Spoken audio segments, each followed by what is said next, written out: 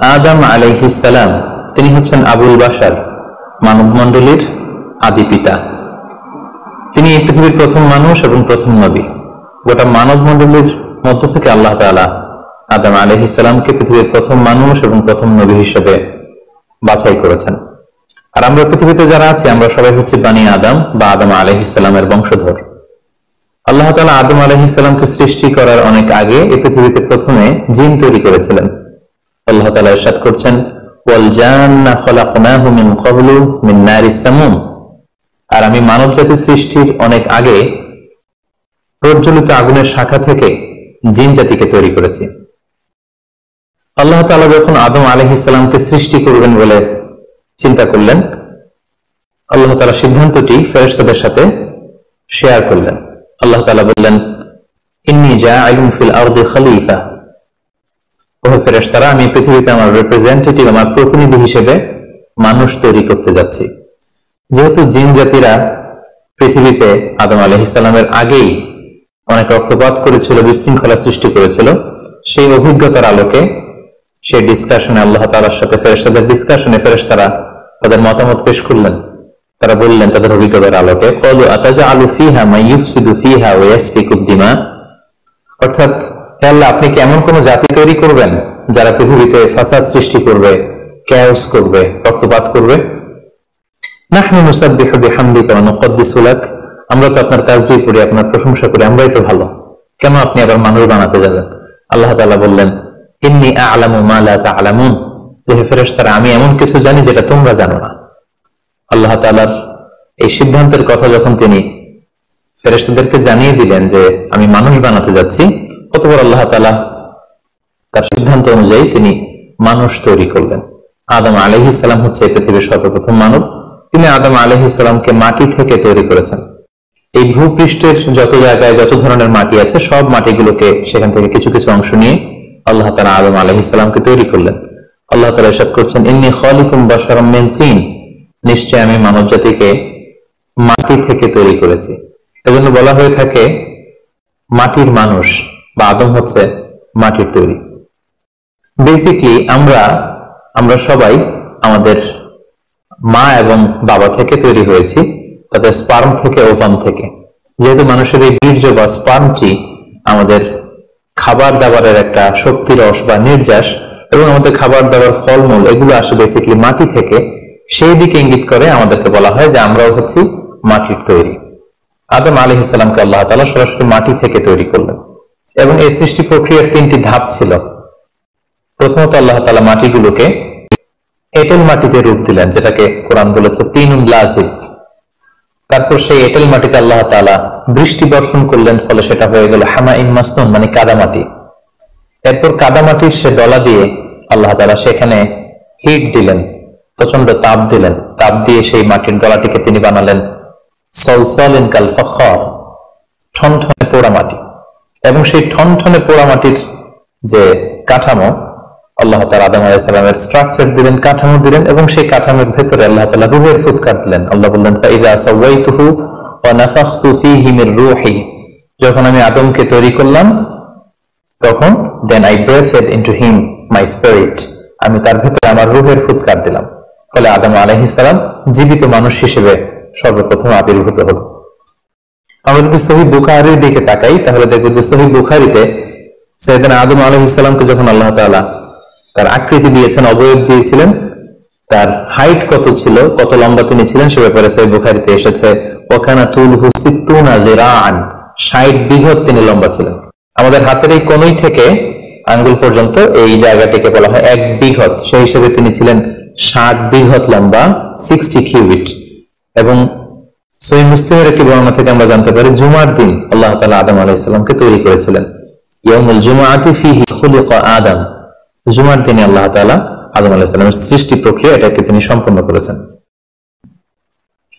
আদম আলাইহিস সালামকে তৈরি করার পরে আল্লাহ তাআলা ফেরেশতাদেরকে এবং আদম আলাইহিস সালামকে একসাথে করে একটি মক টেস্ট নিলেন।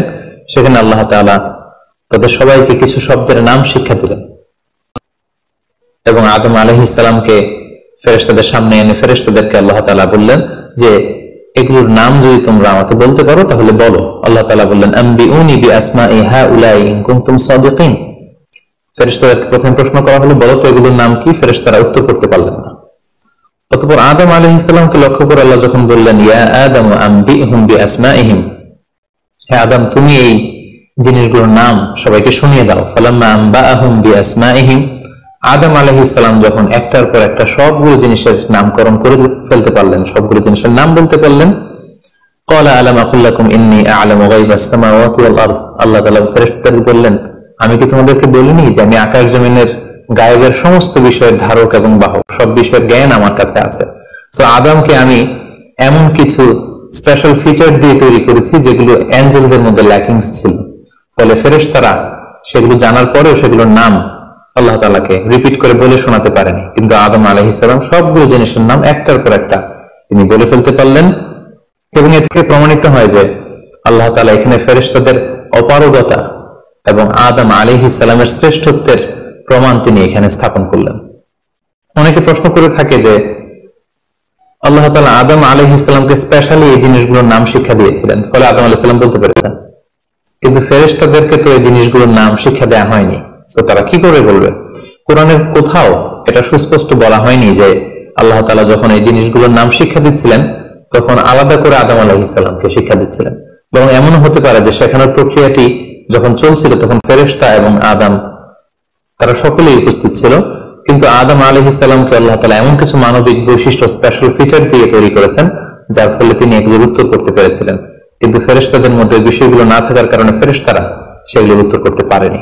ফেরেশতাদের সামনে আদম আলাইহিস সালামের শ্রেষ্ঠত্বের প্রমাণ হওয়ার পরে আল্লাহ তাআলা সকল ফেরেশতাদেরকে আদেশ করলেন যে তোমরা আদম আলাইহিস সালামকে একটা সম্মান সূচক সেজদা দাও, যেটাকে অনারারি প্রস্ট্রেশন বলে। আল্লাহ তাআলা বললেন উসজুদু লিআদম ফাসাজাদু ইল্লা ইবলিস আবা ওয়াস্তাকবারা ওয়া কানা মিনাল কাফিরিন। আল্লাহ তাআলা আদেশ দেওয়ার সাথে সাথেই সকল ফেরেশতারা সেজদা দিল। আসলে সেজদাটা কেমন ছিল আমরা জানি না। আমরা সাধারণত রুকু করলে we just bow down our head just little bit, আমরা আমাদের মাথা একটু নিচু করি। আমরা যখন সেজদা দিই আমরা আমাদের কপাল মাটিতে ছুঁয়ে দিই, এটা হচ্ছে আমাদের সেজদা। কিন্তু ফেরেশতাদের সেজদা আসলে আদতে কেমন ছিল আমরা জানি না। এজন্য ফেরেশতাদের কোনো বিষয়, জিনদের কোনো বিষয়, এটা যদি আমরা আমাদের মতো করে কল্পনা করি এটা ভুল হবে। বরং যেভাবে সেজদা দেওয়ার দরকার ছিল ফেরেশতারা ঠিক সেভাবেই আদম আলাইহিস সালামকে সেজদা দিয়েছেন। কিন্তু এই সেজদাটি ইবাদতের সেজদা নয়, কারণ ইবাদত হিসেবে সেজদা দেওয়া যাবে শুধুমাত্র কেবলমাত্র আল্লাহ তাআলাকে। এই সেজদাটি ছিল সম্মান সূচক সেজদা, অনারারি প্রস্ট্রেশন। ফাসাজাদু ইল্লা ইবলিস, আল্লাহ তাআলা আদেশ দেওয়ার সাথে সাথে সকল ফেরেশতারা সেজদা দিল ইবলিস ছাড়া। আবা ওয়াস্তাকবারা ওয়া কানা মিনাল কাফিরিন, সে সেজদা দিতে অস্বীকৃতি জানালো, ফলে সে কাফিরদের অন্তর্ভুক্ত হয়ে গেল। এখন প্রশ্ন হচ্ছে হু ইজ দিস ইবলিস? ইবলিস কে? এতক্ষণ পর্যন্ত আমরা আল্লাহ তাআলার সাথে ফেরেশতাদের ডিসকাশন, শেয়ারিং শুনেছি। আদম আলাইহিস সালামকে হঠাৎ করে সৃষ্টি করলেন, কিন্তু নাও এ নিউ ক্যারেক্টার অ্যাপিয়ার্ড, নতুন একটি ক্যারেক্টার চলে এসেছে, সেটা হচ্ছে ইবলিস। ইবলিস হচ্ছে এক মহাজ্ঞানী সত্তা, যে হচ্ছে কানা মিনাল জিন। কোরআন আমাদেরকে কনফার্ম করেছে কানা মিনাল জিন্নি ফাফাসাকা আন আমরি রাব্বি। ইবলিস বা শয়তান বেসিক্যালি জিন জাতির অন্তর্গত। আমরা আমাদের আদম আলাইহিস সালামের আলোচনার শুরুতেই বলেছি যে আল্লাহ তাআলা মানব সৃষ্টির আগে এই পৃথিবীতে জিন তৈরি করেছিলেন। ইবলিস হচ্ছে সেই জিনের অন্তর্গত। সে ইবাদতে এত বেশি পরিশ্রমী ছিল, সে বেশি বেশি ইবাদত করতে করতে আল্লাহ তাআলার প্রিয় সত্তায়, প্রিয় ভাজনে পরিণত হয়েছে। ফলে আল্লাহ তাআলা তার স্ট্যাটাসকে অনেক হাই করে দিয়েছেন এবং ফেরেশতাদের সাথে থাকবার সুযোগ করে দিয়েছিলেন। তাকে আল্লাহ তাআলা এতটাই সম্মান দিয়েছিলেন, সে চাইলেই আল্লাহ তাআলার সাথে সরাসরি কথা বলতে পারত। কিন্তু আল্লাহ তাআলা যখন আদম আলাইহিস সালামকে সেজদা দেওয়ার আদেশ করলেন, সবাই সেজদা দিল ইবলিস ছাড়া। আল্লাহ তাআলা এ পর্যায়ে ইবলিসকে জিজ্ঞেস করলেন মা মানাআকা আল্লা তাসজুদা ইয আমারতুক, হে ইবলিস কিসে তোমাকে বাধা দিল সেজদা দিতে? কেন তুমি সেজদা দিলে না? সবাই যেখানে সেজদা দিল তুমি কেন সেজদা দিলে না? ইবলিস তখন উত্তরে বলল আনা খায়রুম মিনহু খালাকতানি মিন নার ওয়া খালাকতাহু মিন তিন। আমি আদমের চাইতে শ্রেষ্ঠ। সে আল্লাহর সাথে আর্গুমেন্ট দিতে শুরু করলো, লজিক দিতে শুরু করলো। সে যদি অন্তত এতটুকু বলতো যে আল্লাহ আপনি কেন আমাকে সেজদা দিতে বলছেন, আমি এটার সিগনিফিকেন্স, এটার কারণ জানতে চাই, অথবা আল্লাহ আমি ভুল করে ফেলেছি, আপনি আমাকে ক্ষমা করুন, এর কোনোটাই না করে সে আল্লাহর সাথে আর্গুমেন্ট দিতে লাগলো। আর্গুমেন্টেটিভ একটা অ্যাটিটিউড তার মধ্যে গ্রো করলো। সে বললো, খলাকতানি মিন নার ওয়া খলাকতাহু মিন তিন। আপনি আমাকে সৃষ্টি করেছেন আগুন থেকে, আদমকে সৃষ্টি করেছেন মাটি থেকে। আগুন হচ্ছে ঊর্ধ্বমুখী, আগুনের লেলিহান শিখা দাউ দাউ করে উপরের দিকে উঠতে থাকে, আর মাটির চাকা ঢিলা, ছেড়ে দিলে নিচে পড়ে যায়। সো ঊর্ধ্বমুখী কোনো জিনিস তো নিম্নমুখী কোনো জিনিসের কাছে নত হতে পারে না, আমি কেন সেজদা দেব? সে যখন আল্লাহ তাআলার কাছে এইভাবে যুক্তিতর্ক স্থাপন করলো, আল্লাহ তাআলা তার র্যাঙ্কিং কে নষ্ট করে দিলেন। আল্লাহ বললেন যে তুমি বিতাড়িত, অভিশপ্ত, লাঞ্ছিত এবং ধিক্কৃত। আল্লাহ তাআলা তার যে হাই র্যাঙ্ক এবং স্ট্যাটাস, সেই পদমর্যাদা, তাকে পদমর্যাদাচ্যুত করা হলো। ফলে সে তার আগের অবস্থানে আর থাকলো না। সে আল্লাহ তাআলাকে এবার বলতে আরম্ভ করলো, ক্বালা আনজিরনি ইলা ইয়াউমি ইউবআসুন। হে আল্লাহ, এত বছর আমি ইবাদত করার পরে আপনার প্রিয় ভাজন হলাম, কিন্তু শুধু আদমকে সম্মান সূচক সেজদা প্রদর্শন না করার কারণে আপনি আমার স্ট্যাটাসকে নামিয়ে দিলেন, আপনি আমাকে ধিক্কৃত, অভিশপ্ত বলে ঘোষণা করলেন। তাহলে আমি আপনার কাছে একটা জিনিস চাই, সেটা হচ্ছে আনজিরনি ইলা ইয়াউমি ইউবআসুন। আপনি আমাকে কিয়ামত পর্যন্ত হায়াত দিন, যাতে আমি কিয়ামত পর্যন্ত বেঁচে থাকতে পারি। এবং সে শুধু আল্লাহর সাথে আর্গুমেন্ট দিয়েই ক্ষান্ত হয়নি, সে এ পর্যায়ে আল্লাহ তাআলাকে চ্যালেঞ্জ ছুড়ে দিল। বেসিকলি যদিও ইবলিস এত এত ইবাদত করে আল্লাহ তাআলার প্রিয় হয়েছিল, ফেরেশতাদের পর্যায়ে চলে গিয়েছিল, আল্লাহ তাআলা তার সাথে ডিরেক্টলি কথা বলতো, কিন্তু ইবলিসের ভেতরে একটা সুপ্ত অহমিকা বোধ ছিল। আল্লাহ তাআলা চেয়েছেন এই ইনসিডেন্টের মধ্য দিয়ে সেই সুপ্ত অহমিকা বোধটা প্রকাশ করে দিতে। ইবলিস ভাবতো যে কেউ আমাকে ছাড়িয়ে যেতে পারবে না, আমি সবার চাইতে শ্রেষ্ঠ।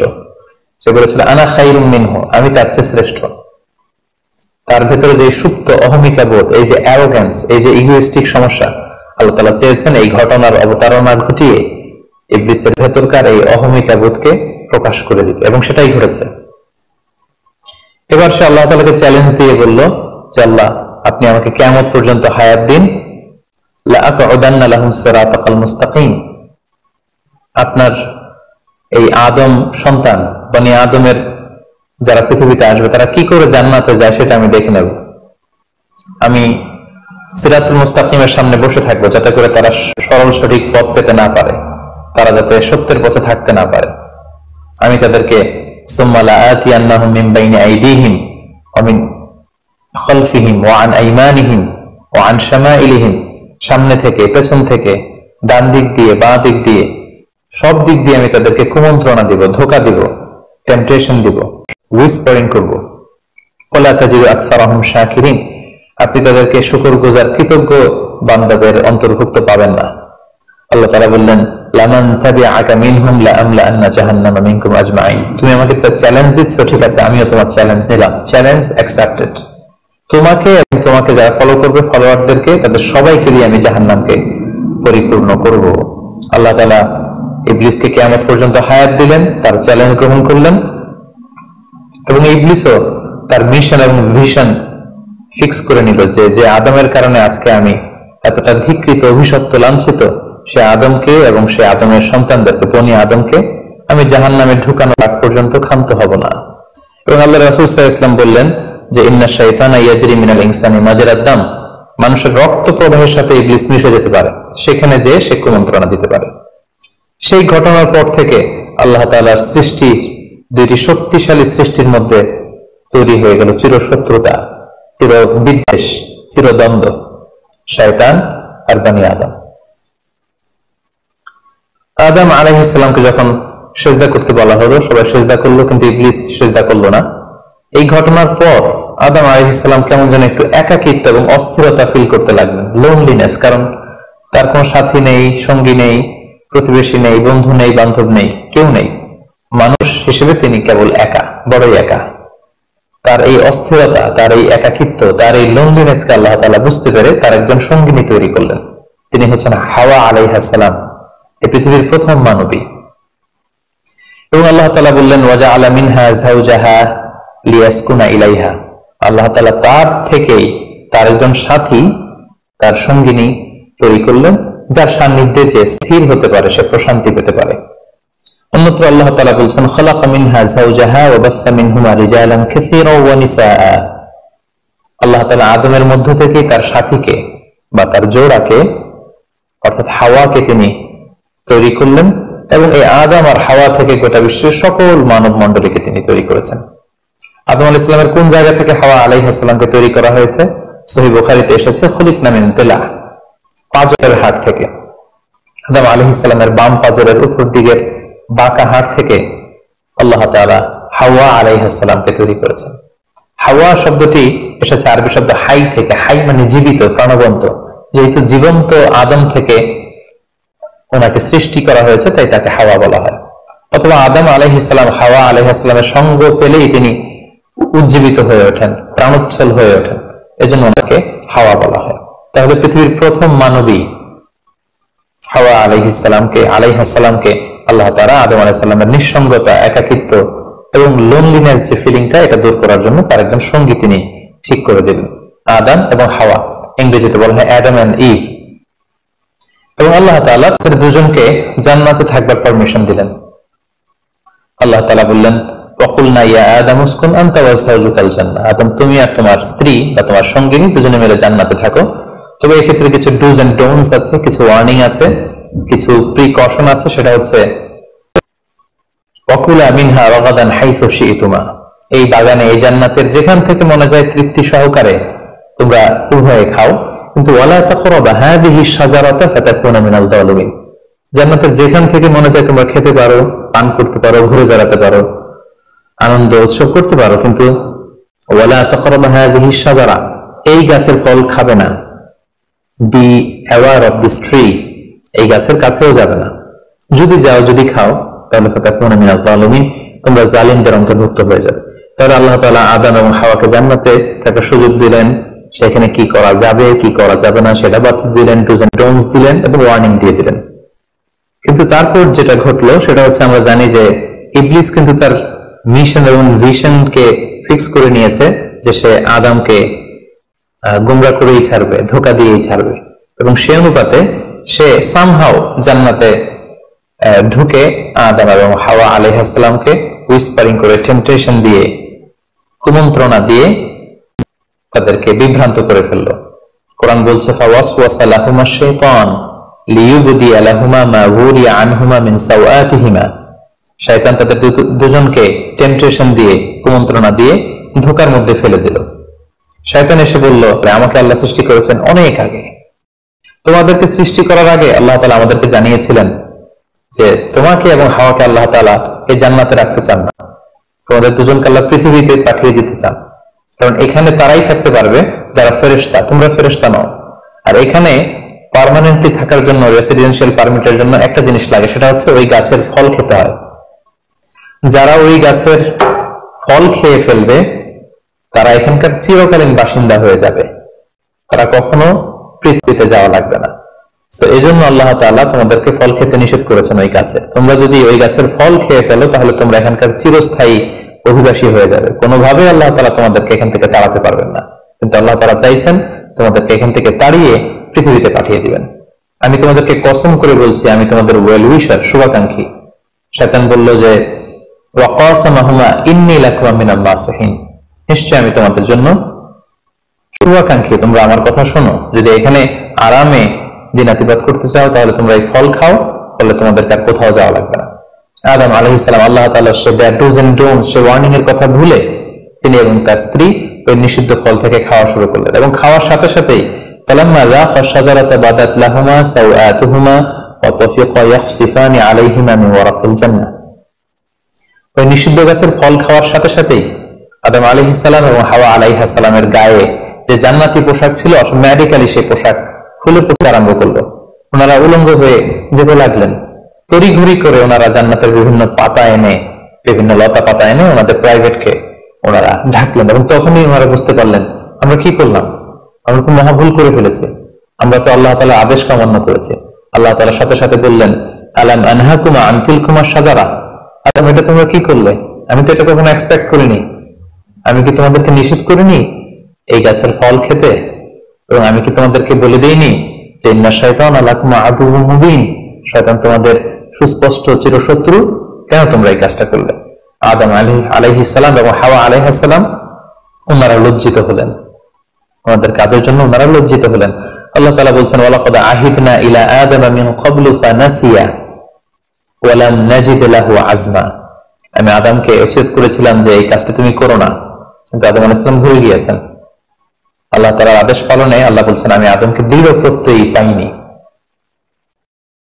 ফলে আদম আলাইহিস সালাম এবং হাওয়া আলাইহিস সালাম ওনারা নিজেদের ভুল বুঝতে পারলেন এবং অনুতপ্ত হলেন, লজ্জিত হলেন, আল্লাহ তাআলার কাছে ক্ষমা চাইতে লাগলেন।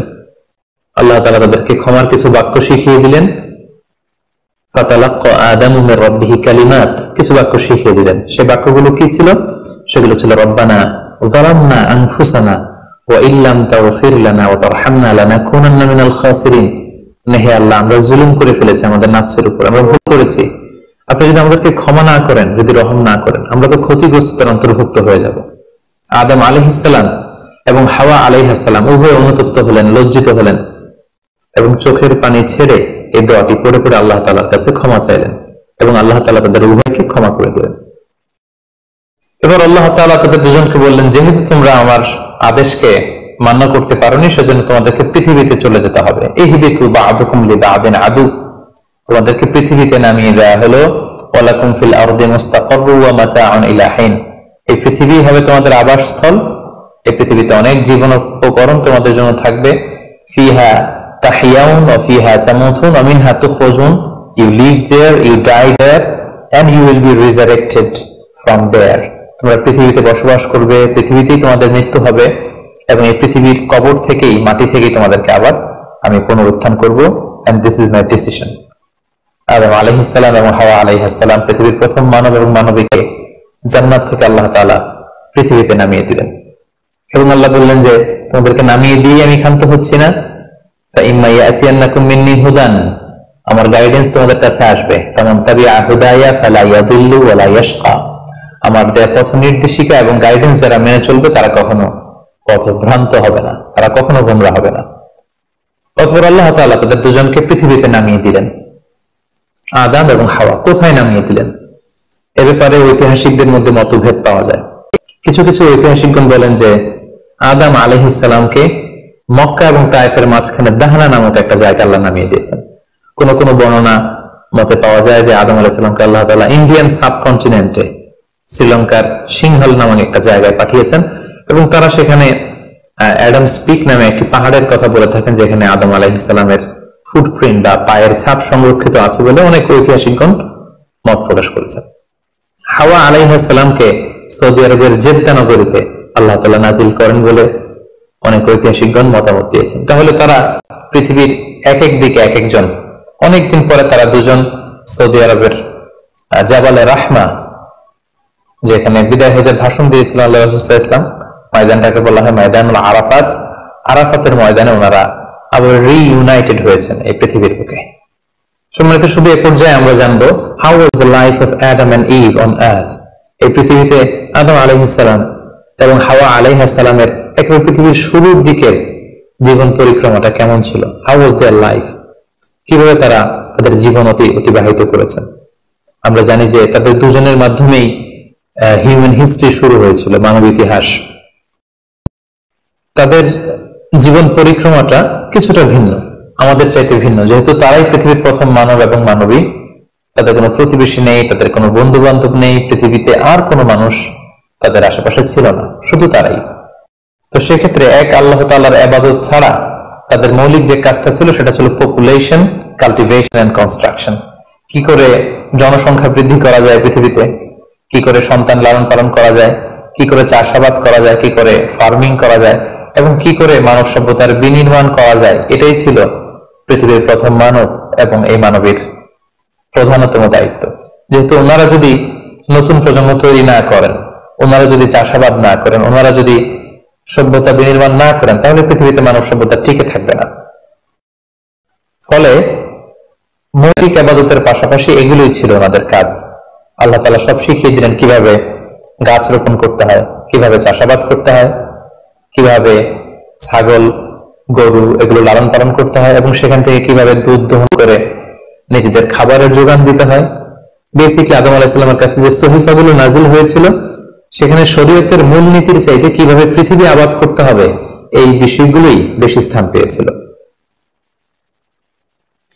এক্ষেত্রে সবচেয়ে মজার ব্যাপার হচ্ছে আদম আলাইহিস সালামের এই জীবন পরিক্রমা সবচেয়ে গুরুত্বপূর্ণ একটি মজার বিষয় হচ্ছে যে কিছুদিন পরেই তাদের কুলকে আলোকিত করে, তাদের সংসারকে আলোকিত করে নতুন প্রজন্ম আসতে শুরু করলো।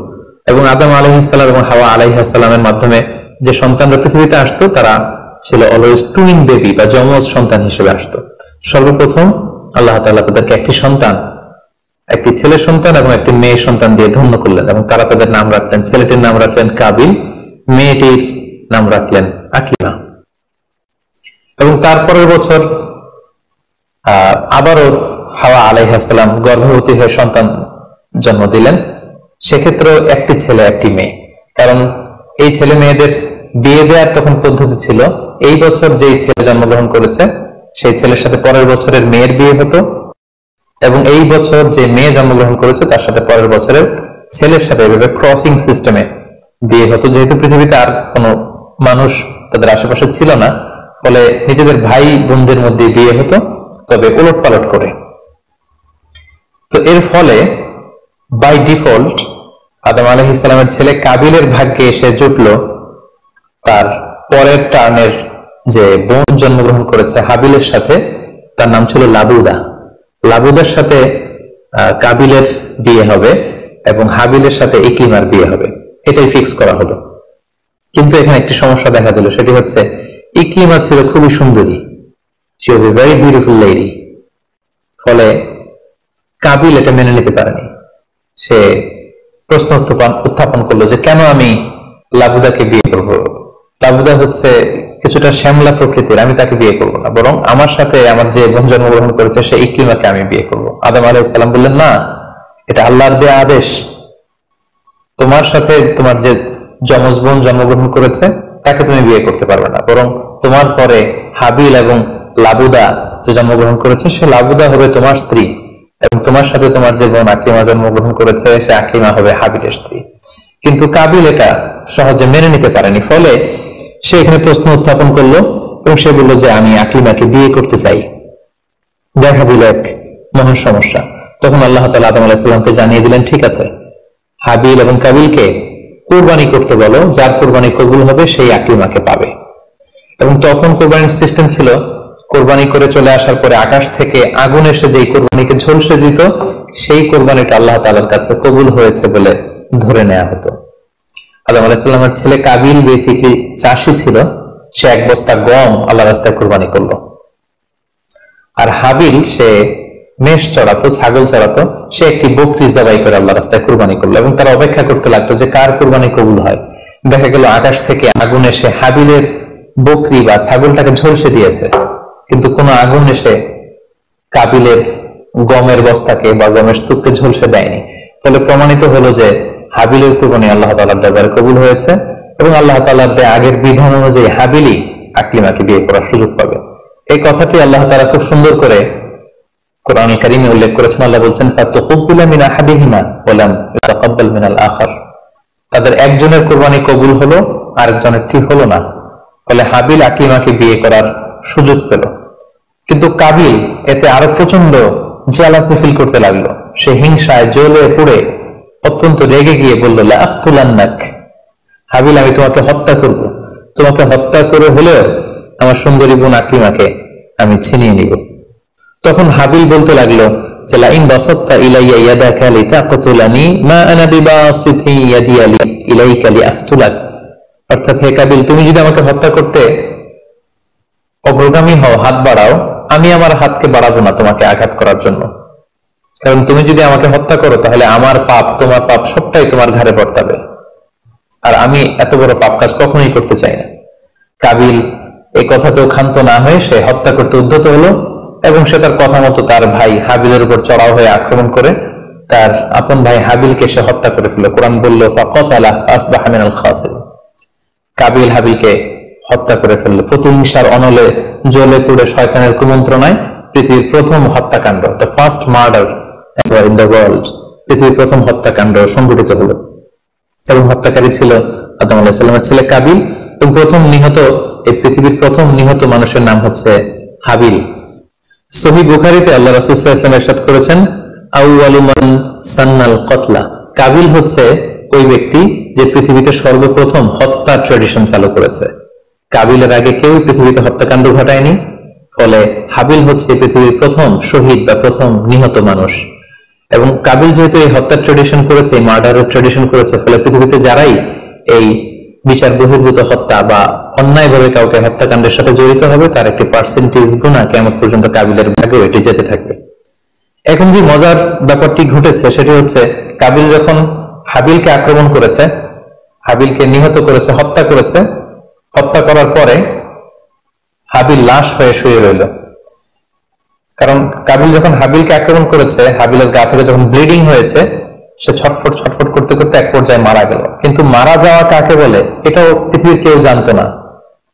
কাবিল নিজেও বুঝতে পারেনি যে এইভাবে আমি আঘাত করলে হাবিল এইভাবে মরে যাবে, তার ব্লিডিং হবে। মৃত্যু কি এটা তারা জানে না, কারণ এই পর্যন্ত এই পৃথিবীতে কেউ তো মারা যায়নি। ফলে সে দেখলো যে কিছুক্ষণ আগে আমার ভাই হাবিল আমার সাথে কথা বলছিল, এখন হাবিল আর কথা বলে না, চুপ করে শুয়ে আছে, নড়ে না, চড়ে না। কাবিল তার ভাইকে কাঁধে নিয়ে ঘুরতে লাগলো। কি করবে, সে কথা বলে না কেন? কারণ এটা যে মৃত্যু, দিস ইজ দ্য ডেথ, এটা তাদের জানা ছিল না। এবং তার ভাইয়ের লাশকে সে কি করবে সে নিজে বুঝতে পারছিল না। তখন হাবিলকে শিক্ষা দেওয়ার জন্য আল্লাহ তাআলা একটি কাককে পাঠালেন।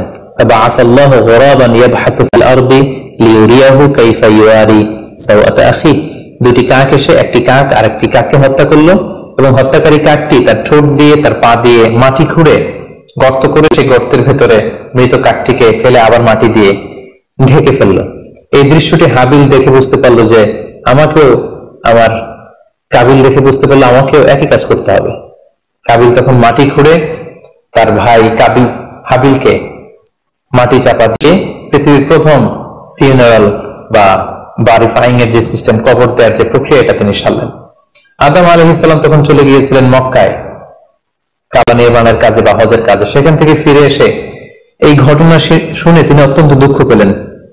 তিনি কাবিলকে ভর্ৎসনা করলেন এবং আদম আলাইহিস সালামের সন্তান সন্ততি সবাইকে ডেকে তিনি নাসিহত করলেন, এক আল্লাহর আদেশ মেনে নেওয়ার জন্য তিনি সবাইকে আহ্বান জানালেন।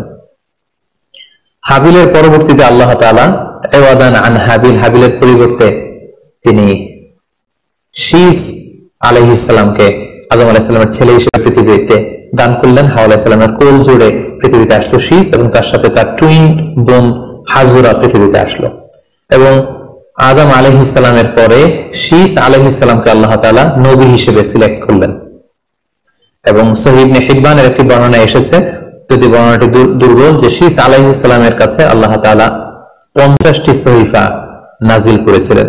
দেখতে দেখতে আদম আলাইহিস সালাম তার জীবনের 1000 বছর পূর্ণ করলেন, তিনি বয়োবৃদ্ধ হয়ে আসলেন, এবং তার এই নবুয়তের দায়িত্ব আল্লাহ তাআলা শীস আলাইহিস সালামের কাঁধে দেওয়ার পরে আদম আলাইহিস সালামের পৃথিবী থেকে বিদায় নিলেন।